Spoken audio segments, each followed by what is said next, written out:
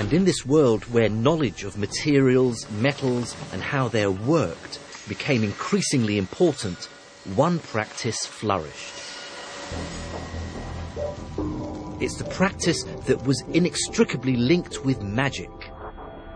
Specifically, the dream to turn base metals into gold. The mysterious practice of alchemy. The ancient art of alchemy was a mystical system of belief based on spells, symbols, and magic. But I believe it took Islamic scholars to turn this quasi-religion into something much more scientific. Chemistry. Increasingly, the knowledge of the alchemists found more and more practical applications. For instance, when, during the last decade of the 7th century, the ruler of the Islamic Empire, Abd al-Malik, made the bold decision to create a common currency for all his dominions, he turned to alchemists for help. The proportion of gold to other alloyed metals that you have to put into the dinar to make the dinar usable. Otherwise, pure gold will become very soft and you can't use it. So that proportion is adjusted by, believe it or not, in this period, the alchemists. It is the alchemists who knew how to combine metals together and how to get the proportions of this gold to silver and gold to bronze and so on.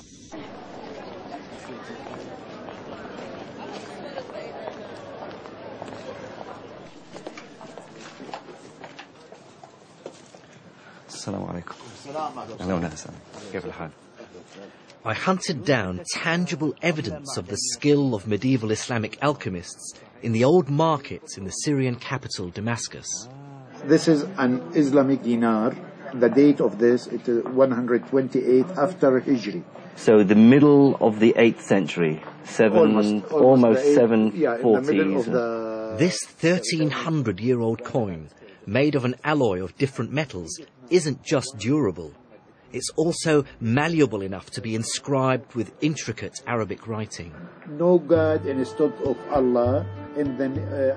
Coin making is one of the many examples of how the practical needs of a booming economy began to turn the magical practice of alchemy into modern chemistry.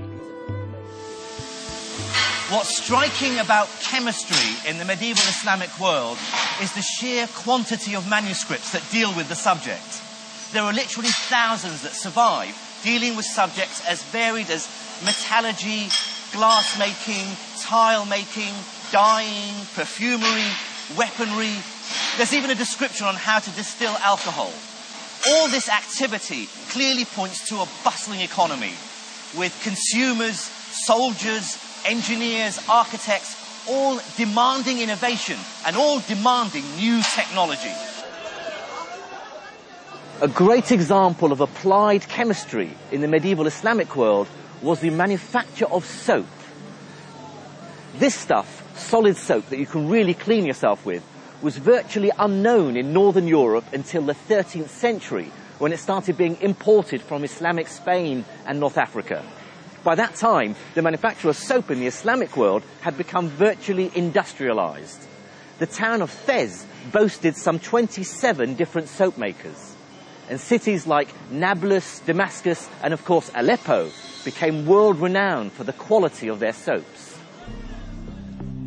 A 12th century document has the world's first detailed description of how to make soap. It mentions a key ingredient, and it's a substance that became crucial to modern chemistry, an alkali. Now, alkaline substances are crucial to soap making. But what's interesting is that our word alkali derives from the Arabic al-qali, which means ashes. That's because back then, alkalis were manufactured from the ashes of the roots of certain plants like saltwort. Islamic chemists' new understanding of alkalis and other new chemicals gave another industry a lift too: glass making.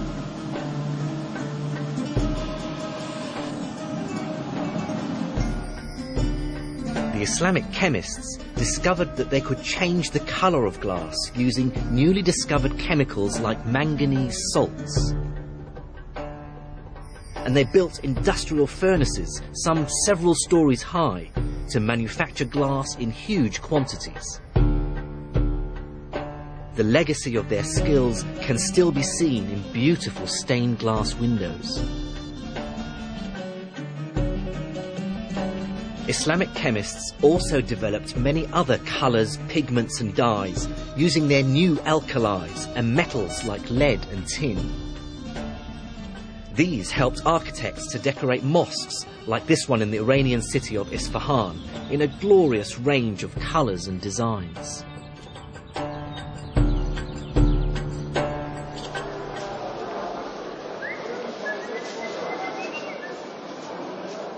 Chemistry was also driven by the booming market in perfumes. In the main market in Damascus, traders still make up your favourite scent, as they would have 1,000 years ago. So it basically has a base of alcohol, and then he adds to it the oils from the plants that you want.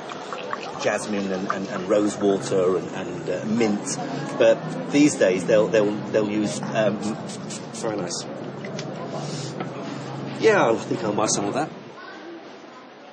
Perfumiers pushed chemists to come up with ever more ingenious techniques for extracting subtle and fragile fragrances from flowers and plants.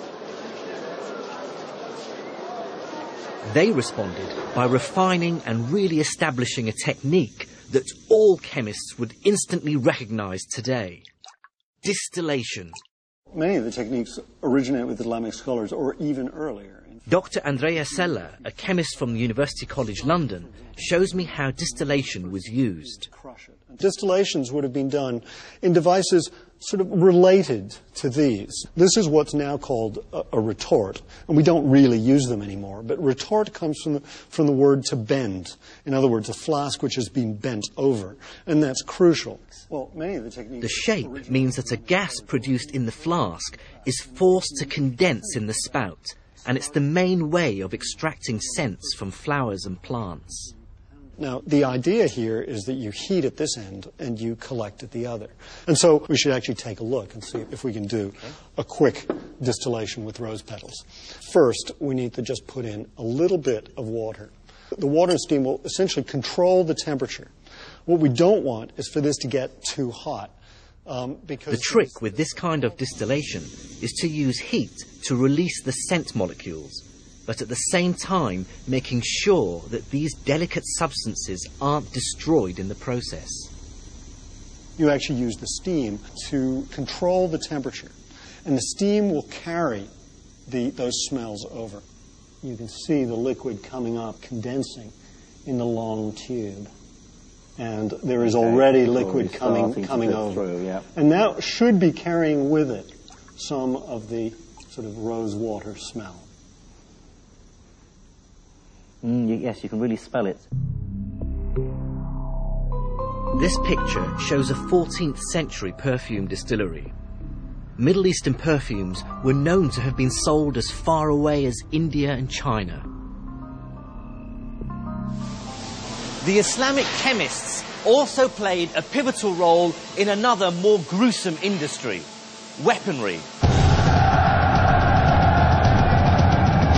Historical records during the Crusades talk in terrified tones of how the Muslims would attack the Christians with burning missiles and grenades, striking fear into the hearts of the defenders. Many of these use a substance known as Greek fire. Islamic chemists improved on Greek fire by using and refining a naturally occurring resource: petroleum.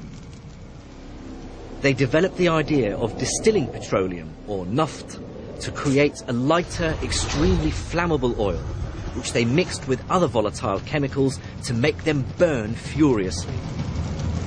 And the result was clearly terrifying. What all these medieval Islamic texts on chemistry have in common is their great attention to detail, which is clearly based on careful experimentation. In fact, the whole idea of a laboratory where chemical and industrial processes can be tried out really takes hold at this time. The ingenuity of medieval Islamic chemists is impressive. But I wanted to know something deeper. What contribution did they make to our modern understanding of the principles behind chemistry? This is the centerpiece of modern chemistry, the periodic table. It lists all the known elements. Its key idea is to group substances with similar properties together. On the far right, for instance, are the inert gases. On the far left are the volatile metals. The periodic table is a triumph of classification, giving scientists a way of organizing their knowledge of the material world. Classification is simply a way to think clearly. I mean, what you need when you have some ideas about how the world works is that gives you a kind of schema, and you chop the world up into categories. And that actually helps you to understand, to make sense of what's around you. People have been trying to classify the material world since ancient times. The Greeks, for instance, thought there were just 4 worldly elements: air, earth, fire and water. But this idea was a philosophical one and had little practical value. And that's what medieval Islamic chemists really changed. They used experimental observations to classify the stuff the world is made of. At the forefront of this was a medieval Islamic doctor and chemist called Ibn Zakaria al-Razi, who was born here in the city of Ray, just outside the Iranian capital Tehran, in 865 AD. Al-Razi's classification was very different from the Greek one. He argued, for instance, that minerals, roughly stuff we dig out of the ground, should be classified into 6 groups, depending on their observed chemical properties. The same guiding principle that lies behind the modern periodic table. Now, what I've done is I've brought materials from his classification scheme. And we have here what he called the spirits. We have the metallic bodies, we have the stones, then we have the atriments, the salts, and finally the boraxes. Each of al-Razi's groups had a profoundly different experimental behavior. For instance, spirits were flammable. The metals were shiny and malleable. Salts dissolved in water. Of course, these classifications are not the way we do it today.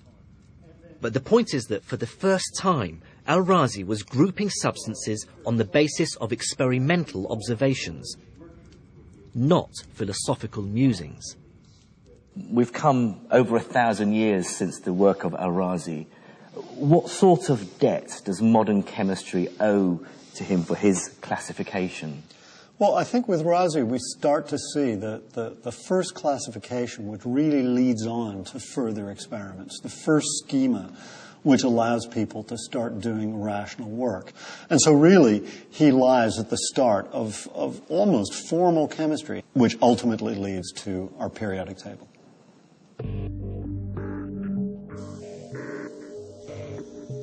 I believe that what we see in the work of the Islamic chemists and alchemists is the first tentative steps to a new science.